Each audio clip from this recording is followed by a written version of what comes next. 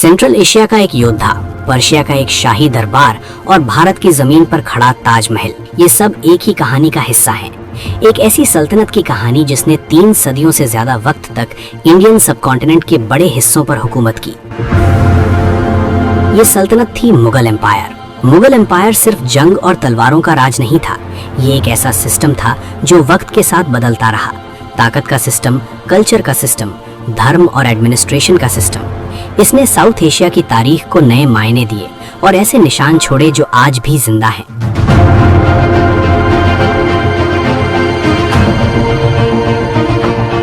Sixteen century के शुरुआती दौर में पानीपत के धूल भरे मैदानों से शुरू होकर 19वीं सेंचुरी के बीच तक, जब इंपीरियल रूल का सिंबॉलिक अंत हुआ, मुगल सिर्फ इमारतें ही नहीं छोड़ गए, उन्होंने सियासत का तरीका बदला, जुबानों को नया रूप दिया, आर्किटेक्चर को एक पहचान दी और धार्मिक पॉलिसीज ऐसी बनाई जिनका असर आज भी महसूस होता है।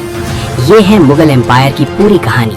कैसे ये उठा, कैसे इसने राज किया, कैसे ये टूटा और कैसे वक्त की आंधी में बह गया। चैनल को सब्सक्राइब करके कमेंट सेक्शन में हमें बताएं कि आप ये डॉक्यूमेंट्री कहां से देख रहे हैं। हमें जान के खुशी होगी और हम मजीद इंटरेस्टिंग डॉक्यूमेंट्रीज आपके लिए बनाते रहेंगे।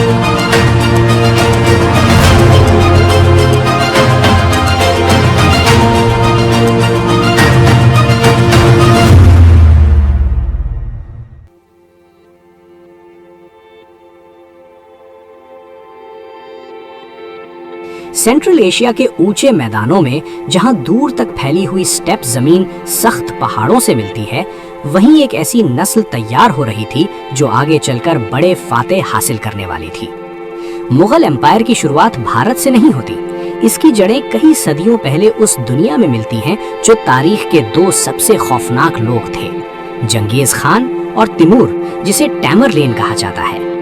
मुगल एम्पायर को समझने के लिए पहले उस दुनिया को समझना जरूरी है जहां से इसके फाउंडर बाबर आए। तिमूर या टैमरलेन का जन्म 1336 में समरकंद के पास हुआ, जो आज के उज्बेकिस्तान का हिस्सा है।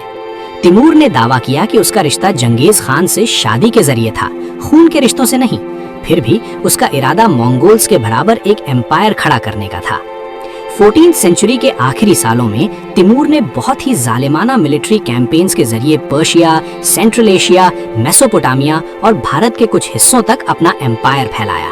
लोग उससे एक तरफ इज्जत देते थे और दूसरी तरफ उससे डरते भी थे। 1398 में उसने नॉर्थ इंडिया पर हमला किया और दिल्ली शहर को बुरी तरह लूट लिया। बर्बादी इतनी ज्यादा थी कि शहर पूरी तरह तबाह हो गया। लेकिन तिमूर यहाँ ज्यादा देर तक नहीं रुका। उसका मकसद राज करना नहीं, बल्कि अपनी ताकत दिखाना था। 1405 में तिमूर की मौत के बाद उसका एम्पायर जल्दी ही टूट गया, लेकिन उसने सिर्फ बर्बादी ही नहीं छोड़ी, उसने एक ऐसी सियासी और सांस्कृतिक विरासत छोड़ी जिसमें पर्शियन कोर्ट कल्चर और मंगोल मिलिट्री सिस्टम का मेल था।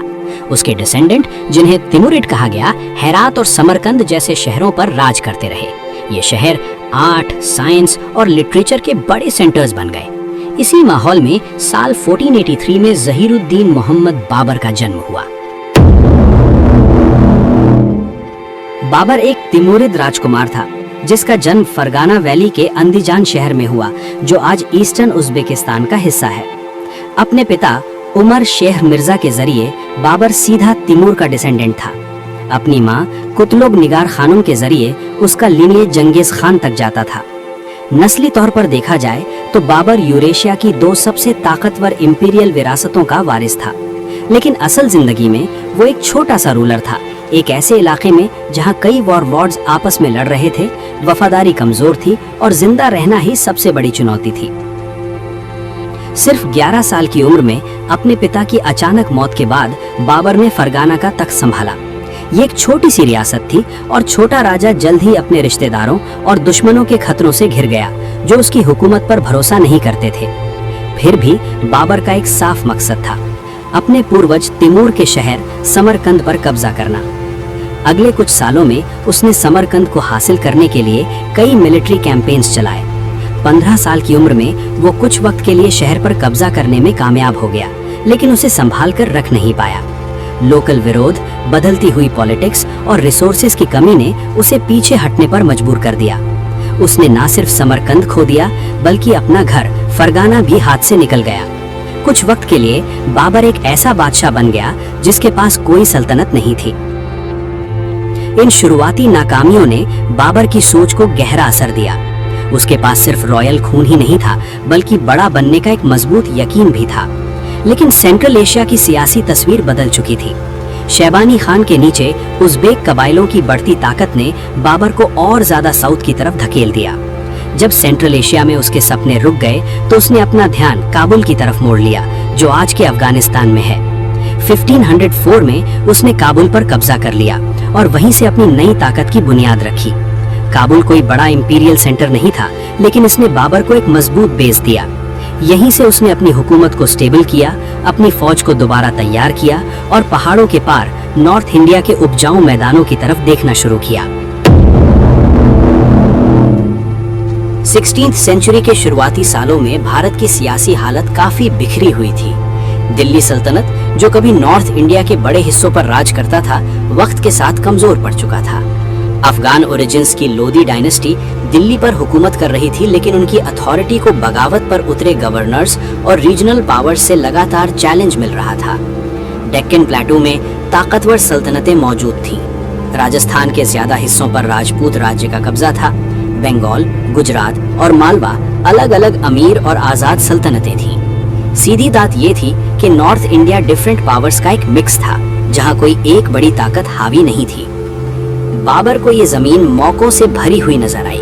भारत में बाबर की दिलचस्पी नई नहीं थी। उसके पूर्वज तैमूर ने 1 सदी से भी ज्यादा पहले यहाँ हमला किया था। बाबर खुद भी काबुल के दौर में पंजाब के इलाके पर एक छोटा सा हमला कर चुका था, लेकिन 1520 में जो बदलाव आया वो एक सीरियस दावत थी। पंजाब के गवर्नर दौलत खान लोदी ने कुछ और अलायंस के साथ मिलकर बाबर को दिल्ली के सुल्तान इब्राहिम लोदी के खिलाफ मदद के लिए बुलाया। बाबर ने इसे अपना मौका समझा। ये सिर्फ लूटपाट का बुलावा नहीं था, बल्कि उस इंपीरियल शान को वापस पाने का रास्ता था जिसे वो अपना जन्म सिद्ध हक मानता था। उसने एक बड़ी मिलिट्री कैंपेन की तैयारी शुरू कर दी। ये पल एक टर्निंग पॉइंट था। बाबर अब सिर्फ एक भटका हुआ तिमुरिद राजकुमार नहीं रहा जो समरकंद को वापस जीतने की कोशिश कर रहा हो। अब वो काबुल से हुकूमत करने वाला एक तजुर्बाकार मिलिट्री लीडर था जो एक नए इलाके में अपना दावा ठोकने के लिए तैयार था। अपने सेंट्रल एशियन पूर्वजों के मुकाबले कम रिसोर्सेज होने के बावजूद बाबर अपने माहौल को बेहतर समझने वाला लीडर था। उसने सोच समझकर कदम उठाए। पंजाब में कई बार छोटी छोटी एक्सपीडिशंस की, जमीन को परखा और नए अलायंस बनाए। एम्पायर तक पहुंचने का रास्ता बिल्कुल आसान नहीं था। बाबर की फौज ज्यादा बड़ी नहीं थी।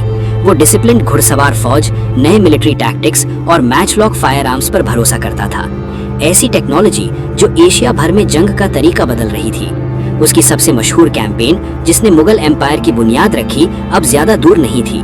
लेकिन ये सिर्फ इसलिए मुमकिन हो पाई क्योंकि बाबर सेंट्रल एशिया की उथल पुथल भरी दुनिया से गुजरते हुए एक लंबा और दर्दनाक सफर तय कर चुका था।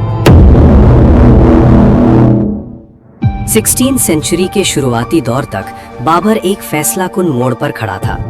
उसने अपनी जिंदगी का बड़ा हिस्सा सेंट्रल एशिया के सियासी हंगामे में गुजारा था। शहरों को संभालना, फौज इकट्ठी करना और तैमूरिद विरासत को बचाए रखना। लेकिन अब काबुल से बैठकर उसकी नजर साउथ की तरफ थी। नॉर्थ इंडिया, जो बिखरा हुआ और अनस्टेबल था, उसे सिर्फ जमीन ही नहीं बल्कि हुकूमत को जायज साबित करने का मौका दे रहा था। बाबर का मकसद सिर्फ लूट या हमला नहीं था, बल्कि एक मजबूत और टिकाऊ सल्तनत खड़ी करना था। 1526 की स्प्रिंग सीजन में ये एम्बिशन अपने फैसलाकुन पल पर पहुंच गया। बाबर का भारत की तरफ बढ़ना अचानक नहीं था। पिछले कुछ सालों में वो पंजाब में कई छोटी छोटी चढ़ाइयां कर चुका था, इत्तेफाक बना रहा था और अपनी फौज को परख रहा था। लेकिन इस बार उसका इरादा यहीं रुकने का था। इस बड़े कदम का असली ट्रिगर भारत के अंदर से ही आया। दिल्ली सल्तनत के कुछ नाराज लीडर्स, खासकर दौलत खान लोदी और आलम खान, बाबर के पास आए। उन्होंने ऑफर दिया, सुल्तान इब्राहिम लोदी को हटाने में मदद करो और ताकत में हिस्सा पाओ। बाबर ने इसे सिर्फ एक टेम्पररी डील के तौर पर नहीं देखा, उसने इसमें एक नया एम्पायर खड़ा करने का मौका देखा। इब्राहिम लोदी, लोदी डायनेस्टी का आखिरी हुक्मरान, 1517 में तख्त पर बैठा था। वो एनर्जेटिक और एम्बिशियस था, लेकिन उसकी हुकूमत रीजनल गवर्नर्स और ताकतवर उमराओं के साथ तनाव से भरी हुई थी। पावर को सेंट्रलाइज करने की कोशिश में उसने दरबार के कई लोगों को अपने खिलाफ कर लिया। जब बाबर ने 1526 के शुरू में इंडस नदी पार की, तब इब्राहिम लोदी सिर्फ बाहरी दुश्मनों से ही नहीं बल्कि अपनी ही सल्तनत के अंदर से खतरों का सामना कर रहा था। बाबर की फौज लगभग 12,000 सिपाहियों की थी, वहीं इब्राहिम लोदी के पास लगभग उससे 10 गुना ज्यादा फौज थी। अंदाजा 80,000 से 1 लाख से भी ऊपर तक का लगाया जाता है। तादाद का फर्क बहुत ज्यादा था, लेकिन बाबर नंबर्स पर नहीं, स्ट्रैटेजी, डिसिप्लिन और फायर पावर पर भरोसा करता था। 21 अप्रैल 1526 को दिल्ली से लगभग 90 किलोमीटर उत्तर पानीपत के मैदान में दोनों फौजें आमने सामने आईं। बाबर की फौज छोटी होने के बावजूद कई मामलों में आगे थी। वो अपने साथ ऑटोमन स्टाइल मैच लॉक मस्केट्स और फील्ड आर्टिलरी लाया था, जो उस वक्त भारतीय जंगों में नई टेक्नोलॉजी थी। उसने तुलुगमा नाम की एक स्ट्रैटेजी का इस्तेमाल किया, जिसमें फौज को अलग अलग कोऑर्डिनेटेड यूनिट्स में बांटकर दुश्मन को दोनों तरफ से घेर लिया जाता था।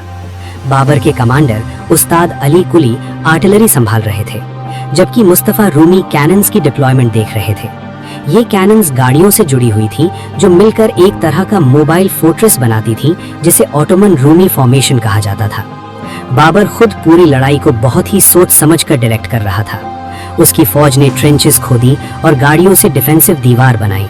उसके पीछे आर्टिलरी खड़ी थी, जो आगे बढ़ती दुश्मन की कतरों पर आग बरसा रही थी। इतनी बड़ी तादाद के बावजूद इब्राहिम लोदी की फौज अच्छी तरह कोऑर्डिनेटेड नहीं थी। उनमें स्ट्रक्चर और मोबिलिटी की कमी थी। जो जंग के हाथी कभी भारतीय बैटलफील्ड पर खौफ की निशानी हुआ करते थे, कैनन फायर के सामने बेकार साबित हुए और बोझ बन गए। जैसे ही बाबर की फौज ने अपने फ्लैंकिंग मनूवर्स पूरे किए, लोदी की फौज में अफरा तफरी मच गई। इब्राहिम लोदी खुद बैटलफील्ड पर मारा गया। नतीजा बिल्कुल साफ था, दिल्ली सल्तनत टूट चुका था, दिल्ली का रास्ता खुल चुका था। बाबर दिल्ली में एक टेम्पररी हमलावर के तौर पर नहीं, बल्कि एक नए हुक्मरान के रूप में दाखिल हुआ। पानीपत की इस जीत के साथ ही मुगल एम्पायर का जन्म हुआ। पानीपत की जीत के साथ ही मुगल एम्पायर का जन्म हुआ। बाबर ने अपनी यादों की किताब बाबरनामा में इस जंग का जो बयान दिया है, वो डिटेल में है, लेकिन बिना बढ़ा चढ़ाकर। वो अपनी पर्सनल रोल को ज्यादा हाईलाइट नहीं करता, बल्कि अपनी फौज की डिसिप्लिन और ऑर्गेनाइजेशन पर जोर देता है। ये साफ दिखाई देता है कि बाबर के लिए ये सिर्फ एक मिलिट्री जीत नहीं थी, ये उस सपने का पूरा होना था जो वो काफी अरसे से देखता आ रहा था। भारत में एक ऐसी सल्तनत खड़ी करना जो सेंट्रल एशिया की बेचैन और अनस्टेबल सियासत से आगे हो और तिमुरिद विरासत को आगे बढ़ाए। लेकिन जीत सिर्फ शुरुआत थी, असली इम्तिहान पावर को मजबूत करना था। पानीपत के सिर्फ कुछ ही हफ्तों बाद बाबर को एक नया खतरा सामना करना पड़ा। हारा हुआ लोदी डायनेस्टी के अफगान सरदार इब्राहिम लोदी के भाई महमूद लोदी के नेतृत्व में दोबारा इकट्ठा हो गए।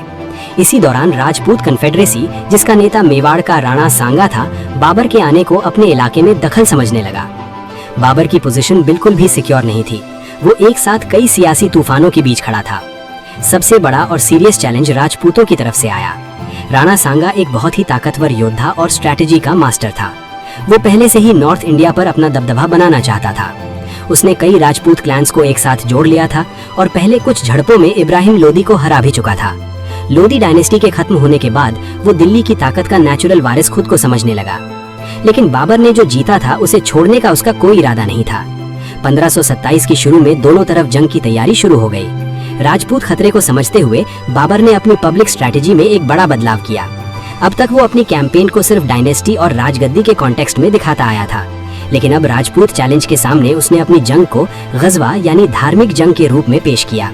ये एक पॉलिटिकल मूव भी था, जिससे वो अपनी मिक्स्ड फौज, जिसमें ज्यादातर सेंट्रल एशियन मुस्लिम थे, को एक कॉमन मकसद के नीचे ला सके और उनकी वफादारी मजबूत कर सके। बाबर ये भी जानता था कि राजपूत अपनी हिंदू वॉरियर ट्रेडिशन के रक्षक माने जाते थे और उन्हें हराना उसकी अथॉरिटी को और ज्यादा मजबूत करेगा। मार्च 1527 में दोनों फौजें आगरा के वेस्ट में खानवा के मैदान पर आमने सामने आईं। राजपूत फौज बड़ी थी और पूरी तरह से लड़ने के लिए तैयार थी, लेकिन एक बार फिर बाबर की स्ट्रैटेजी और फायर पावर ने बाजी पलट दी। उसने ट्रेंचेस, मजबूत गन पोजीशंस और कैवलरी अटैक्स का इस्तेमाल करके राजपूत फॉर्मेशंस को तोड़ दिया। भयानक जंग के बाद राणा सांगा जख्मी हो गया और उसकी फौज को पीछे हटना पड़ा। खानवा की जीत ने नॉर्थ इंडिया में बाबर की हुकूमत को पक्का कर दिया। अगले 2 सालों में बाबर ने बहुत तेजी से अपनी पावर कंसोलिडेट की। 1529 में घाघरा की जंग में उसने ईस्टर्न इंडिया के अफगान ग्रुप्स को हरा दिया, जिससे लोदी लॉयलिस्ट्स की आखिरी बड़ी रेजिस्टेंस भी खत्म हो गई। उसने अपने वफादार सरदारों को जमीन बांटी, इंपॉर्टेंट शहरों में गैरिसन्स बनाए और एक गहरी तरह से बिखरे हुए इलाके में सिस्टम लाने की कोशिश की। फिर भी भारत के बादशाह के रूप में बाबर का दौर ज्यादा लंबा नहीं रहा। पानीपत के सिर्फ 4 साल तक उसने दिल्ली और आगरा से हुकूमत की। दिसंबर 1530 में वो बीमार पड़ा और उसकी मौत हो गई। उस वक्त वो सिर्फ 47 साल का था। अपनी मौत से पहले उसने अपने बेटे हुमायूं को अपना वारिस घोषित किया, लेकिन हुमायूं को एक स्टेबल एम्पायर नहीं बल्कि एक नाजुक बुनियाद मिली। बहुत सारी जमीन अभी भी सेमी इंडिपेंडेंट सरदारों के पास थी और एम्पायर का भविष्य बिल्कुल भी पक्का नहीं था।